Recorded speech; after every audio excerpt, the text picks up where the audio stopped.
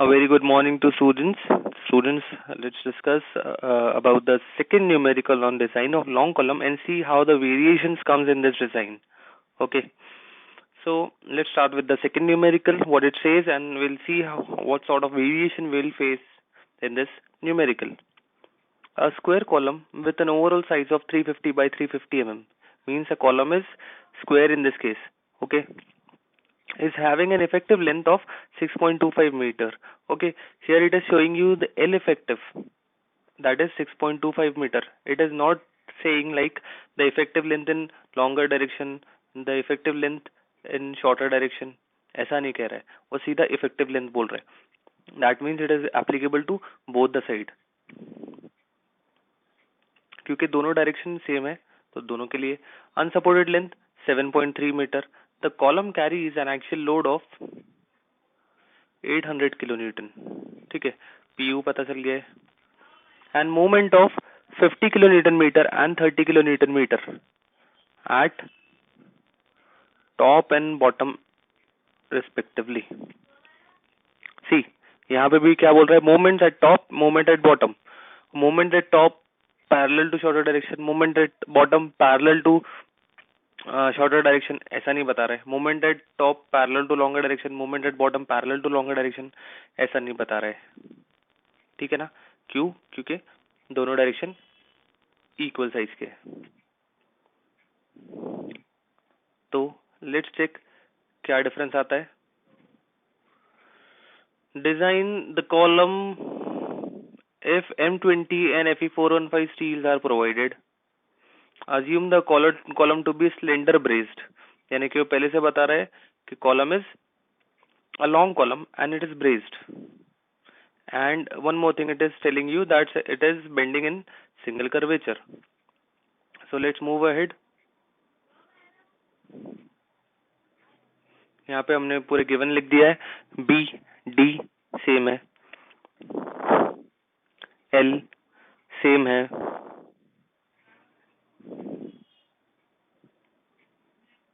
sorry, L is unsupported length, that is 7.3. L effective same है दोनों direction में, that is 6.25. PU, okay, that is not ultimate load given. Let's check.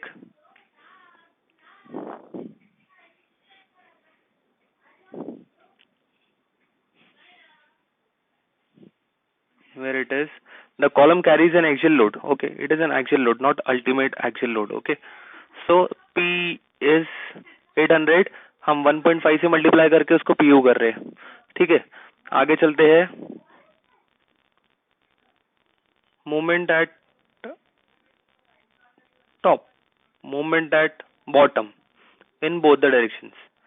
So इसको MUX1, MUX2, MUI1, MUI2 ऐसा नहीं लिख रहे हैं, इसको सीधा सीधा MU1 लिख रहे हैं, क्योंकि ये आपका दोनों डायरेक्शन के लिए. MU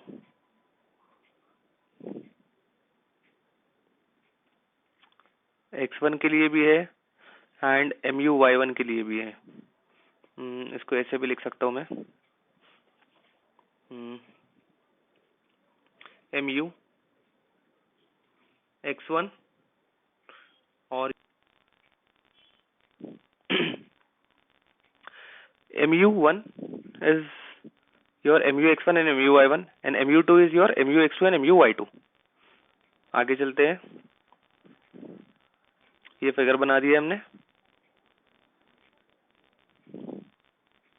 This is your X axis, this is your Y axis.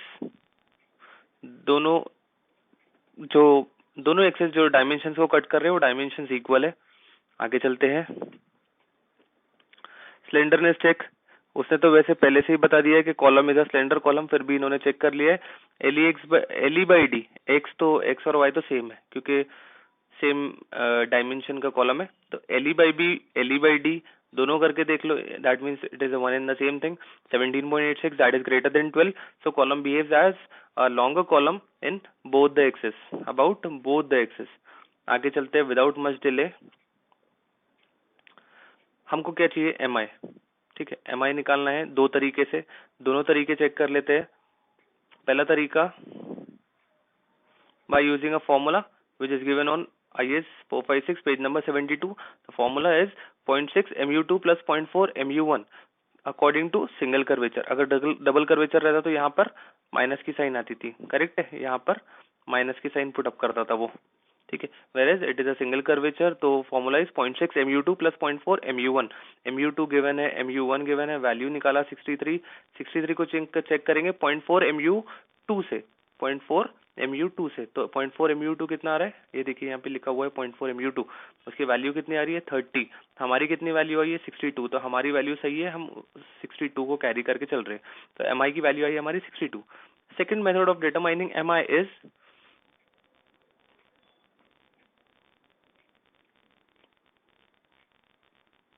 यहाँ पे एम आई लिखना है, लिखने में यहाँ गड़बड़ हुई है. This is your M I by second method.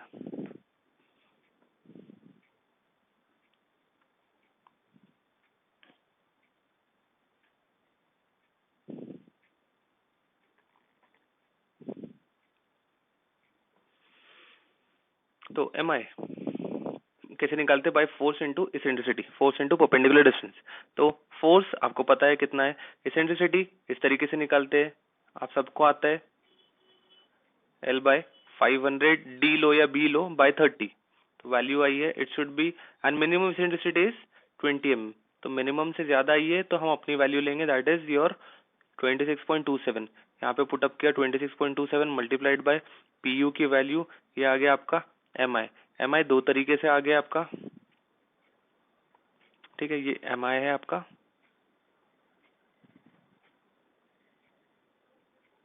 That is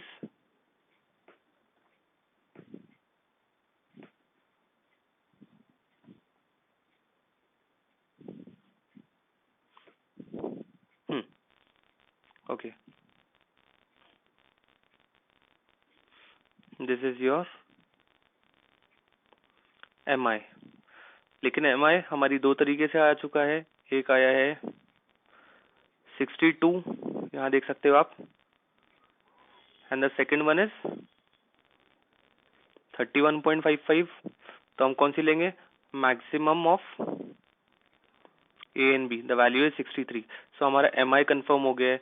अब लॉन्ग कॉलम है तो हमें एडिशनल मोमेंट भी निकालना पड़ेगा. एडिशनल मोमेंट का फॉर्मूला आपको पता है कहाँ पर अवेलेबल है,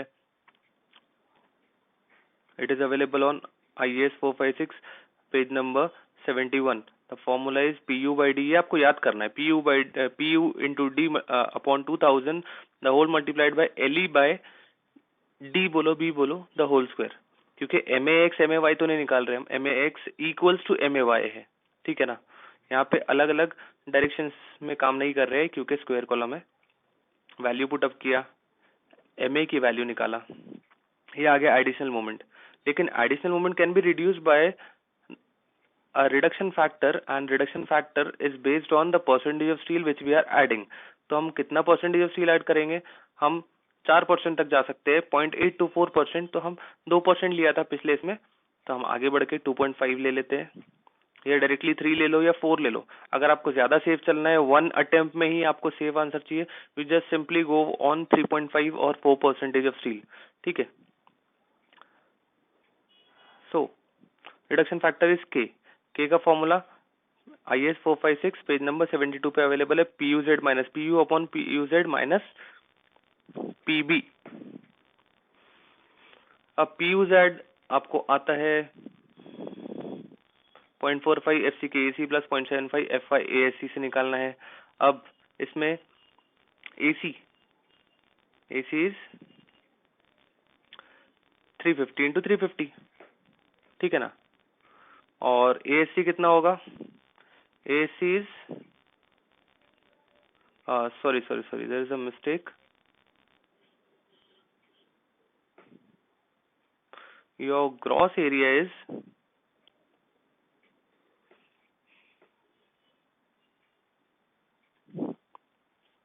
okay, so the formula is 0.45 FCKAC plus 0.75 FYASC.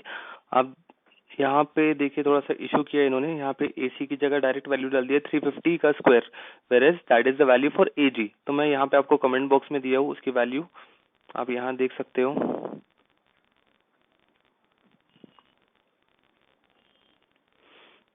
.45 FCK and AC को देखिए किस तरीके से लिखा है, AC is AG minus ASC, obviously that is gross area में से स्टील का एरिया माइनस। ओके, आपको ग्रॉस एरिया पता है दैट इज 350 इंटू 350, और ASC भी आपको पता है, ASC is 2.5% of the gross area. ठीक है, अब वो कैसे निकालते हैं वो भी देखते हैं। मैंने सेकंड इसमें लिखा हूँ प्लस 0.75 FY एंड ASC। अब ASC को देखिए मैंने किस तरीके से लिखा हूँ, 2.5% ऑफ ग्रॉस एरिया। अब परसेंटेज है इसलिए डिवाइड बाय 100। ठीक है, वैसे आप यहाँ पे भी लिख सकते हो। So I hope it is clear to you, आप इससे आंसर निकाल सकते हो। You will find out the answer with this. Answer यहाँ निकला है PUZ का दिस मच। आपको क्या चाहिए, PUZ तो आपका आ गया, PU आपका अवेलेबल है, ये PUZ आपने निकाल लिया है। क्या बचा है आपका PB। अब हम PB पे जाते हैं। PB का फॉर्मूला आपको इंटरेक्शन चार्ट में मिला था, मैंने आपको बताया था K1 plus K2 P by FCK the whole multiplied by FCK BD। अब आपको इसके लिए K1 K2 निकालना पड़ेगा। K1 K2 इंटरेक्शन चार्ट से आता है, sorry there is a table available for it. तो हम वो टेबल से D डैश बाई D की हेल्प से जो वैल्यू आती है उसके हिसाब से K1 और K2 सिलेक्ट कर लेते हैं।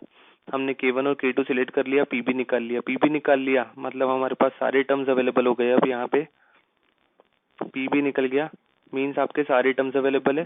तो आप क्या निकाल सकते हो, आप अपना K की वैल्यू फाइंड आउट कर सकते हो। यहाँ देखिए K की वैल्यू निकाला है, and K should be less than 1। आपको बताया था अगर K लेस देन 1 रहेगा तभी तो रिड्यूस होगा। K की वैल्यू 1.1 1.2 आएगी तो एडिशनल मोमेंट से ऐड करूंगा तो एडिशनल मोमेंट और बढ़ जाएगा। तो it should be less than 1 and it is coming out as less than 1, that is 0.456। तो क्या करेंगे, हम डिजाइन मोमेंट निकालेंगे। डिजाइन मोमेंट कैसे निकालते हैं, MI plus MA into K, MA के साथ क्या मल्टीप्लाई होगा K, तो ये यहाँ पे मल्टीप्लाई कर दिया है MA की वैल्यू मल्टीप्लाइड बाय K। तो ये एडिशनल मोमेंट रिड्यूस हो गया फ्रॉम 66 टू 37। तो आपने ये एडिशनल मोमेंट लिया MI प्लस MA करके आपने MU निकाल लिया and MU should be less then MU2।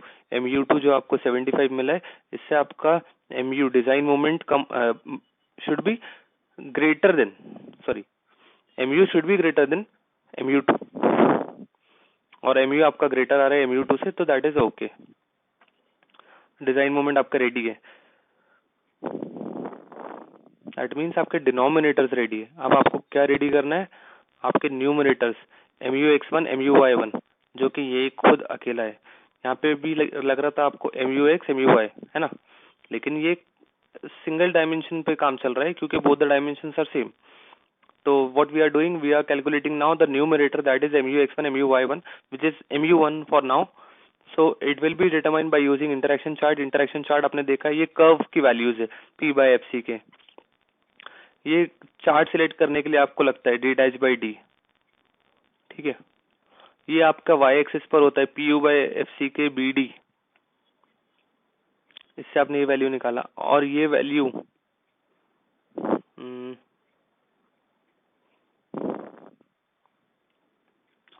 ये वैल्यू की हेल्प से, और इस वैल्यू को ट्रेस किया आपने इस कर्व पे, जहां पे भी वो इंटरसेक्ट हुई आपने उसको ड्रॉप किया एक्स एक्सिस पर, और ये आपको वैल्यू मिल गई। अब यहाँ आपको डिनोमिनेटर्स पूरे पता थे, तो आपने न्यूमरेटर निकाल लिया, that is your MUX1 MUY1 which is same, that is MU1. Hope it is clear. तो आपका न्यूमरेटर डिनोमिनेटर दोनों आ गया है, बचा क्या पावर। पावर को कैसे निकालते हैं, P U upon P U Z करके। Alpha N depends on P U upon P U Z. P U upon P U Z का ये सिंपल सा एक चार्ट दिया हुआ है। For 0.2 value the value of alpha N is 1, for 0.8 value the value of alpha N is 2। अगर 0.2 से कम रहता है P U upon P U Z तो सीधा सीधा 1, और 0.8 से ज्यादा रहता है तो सीधा सीधा 2।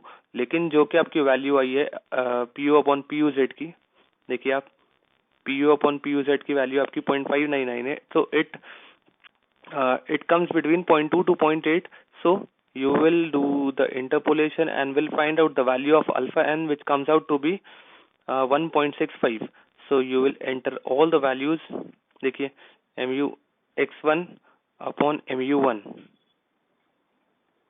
mu y1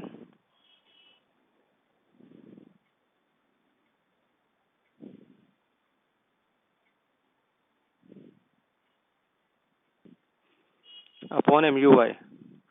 What was the formula? Mu x1 upon mu x the whole to the power alpha n plus mu y1 upon mu y the whole to the power alpha n should be less than equal to 1 point, should be less than equal to 1.0. Okay, so mu x1 और mu y1 तो same थे, same value डाल दिया। mu x और mu y design moments वो भी same रहेंगे क्योंकि x और y सेम है, 350 डायमेंशन का, तो वो वैल्यू भी सेम। अल्फा एन पुटअप किया, देखिए आपको वैल्यू मिल रही है of your expression, that is 1.56, which is not less than 1.0, so it is not safe। तो आप क्या करोगे, सीधा सीधा परसेंटेज ऑफ स्टील बढ़ाओगे। मैं सीधा आपको आंसर दिखा देता हूँ, यहाँ देखिए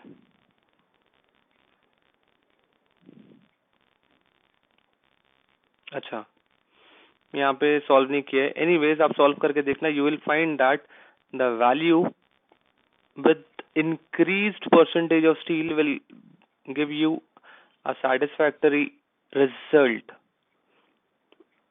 Hope it is clear to all of you. Okay students, let's discuss about the third design on on long column, that is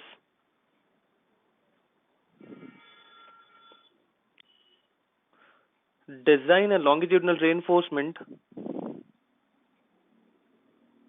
for a braced column of 300 by 400 mm. Okay, so there is two dimensions available here. Subjected to a factored axial load, factored बोल दिया है आपको, PU मिल गया है 1500 kilonewton, and a factored moment of 60 and 40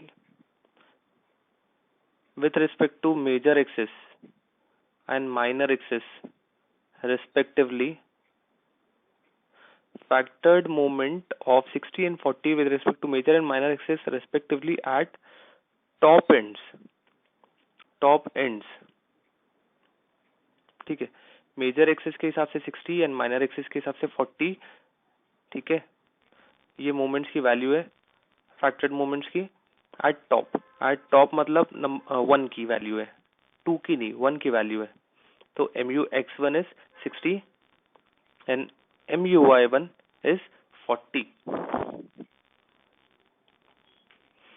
Assume that the column bends in double curvature. Now it is showing you the double curvature case. Okay, with the moment at the bottom ends equal to 50% of the corresponding moment at top. So again there is a issue or a mistake with this numerical. ये क्या बोल रहा है कि moment at bottom end equal to 50% of the corresponding moment at top. ये इसने फिर से अपने न्यूमेरिकल के स्टेटमेंट्स में इशू किया है। यहाँ पे बॉटम आना चाहिए क्योंकि बॉटम मोमेंट्स सॉरी यहाँ पे बॉटम आना चाहिए एट बॉटम एंड। तो बॉटम एंड की वैल्यू 60 एंड 40 हो जाएगी। mu x2 will be 60 and mu y2 will be 40 end moment at top, यहाँ पे कट के क्या आना चाहिए, moment at top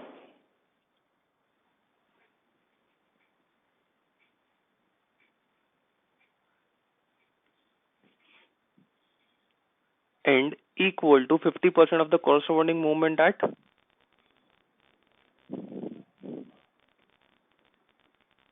bottom. ठीक है. Assume unsupported length of 7 meter, that is your L given to you, and an effective length ratio equals to 0.85 in both the direction, यानी 0.85 into L in both the direction. LEX and LEY will be 0.85 L. Use M25 concrete, Fe415 steel, effective cover 60. ये design of reinforcement में आपको काम आता है और D dash by D के ratio में आपको काम आता है. अगर इफेक्टिव कवर नहीं दिया है then you can assume it as 50 mm. Here it is mm, 60 mm. Okay.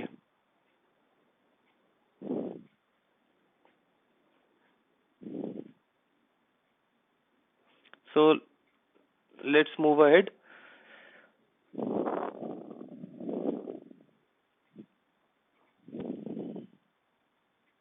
आप देख सकते हो यहाँ पे डायमेंशंस जो गिवन थे वो लिख दिया गया है. B 300, D 400, L 7, L E X L E Y 0.85 एल, P U 1500, M U X 2 is 60, mu y2 is 40 and similarly 50% will be the moment at top. यानी कि 60 का आधा 30 moment at top, 40 का आधा 20 moment at top in x in y direction and in x direction. Okay. Similarly आगे बढ़ते F C के F Y पता है, डी डैश दिया हुआ है. चलते जल्दी जल्दी आगे. स्लेंडरनेस चेक दोनों जगह कर लिया. L X by D L Y by D value are greater than 12, तो column behaves as long in both the direction.